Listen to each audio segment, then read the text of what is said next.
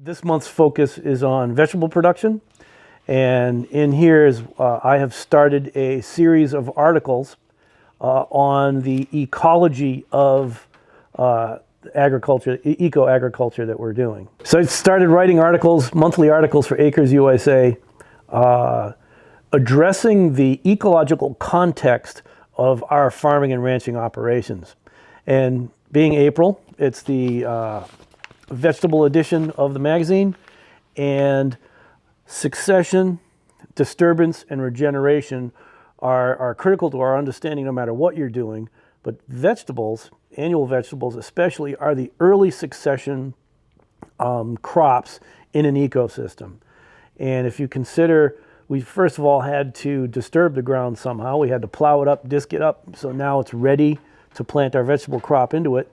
Ecosystems commonly get disturbed. Around here, 3 or 4 days ago, we had almost a foot of heavy, wet snow. And there are broken trees and ripped up trees all over the place.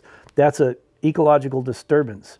Well, now something new starts it over. There's a regeneration that happens of the system, and it starts with the annual plants.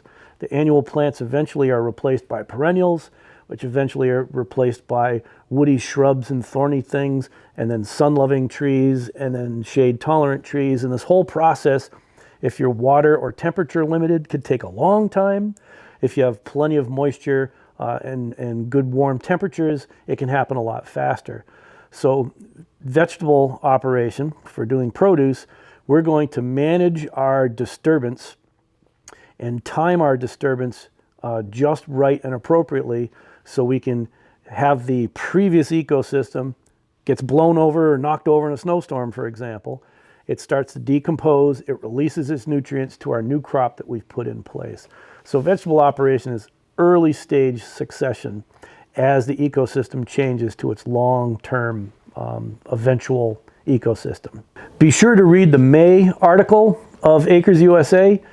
In the May article that I write for Acres U.S.A. is all about how soil forms in nature. If you just imagine a rock in the middle of the ocean or in the middle of Lake Superior or something like that, that rock eventually will get colonized by lichens and mosses and grasses. It will go through succession. And if at any point in time you go up to that rock, you grab a tuft of grass and you pull it up, what's going to be all around the roots? Soil. Where did that soil come from? Nature makes the soil. So in May's article, I explained the process of pedogenesis, which is how nature makes soil. And if you think about nature creating soil, more fertile soil, more biodiverse soil, it did that without spending a single penny on inputs. We can create soil just by tapping into nature's cycles.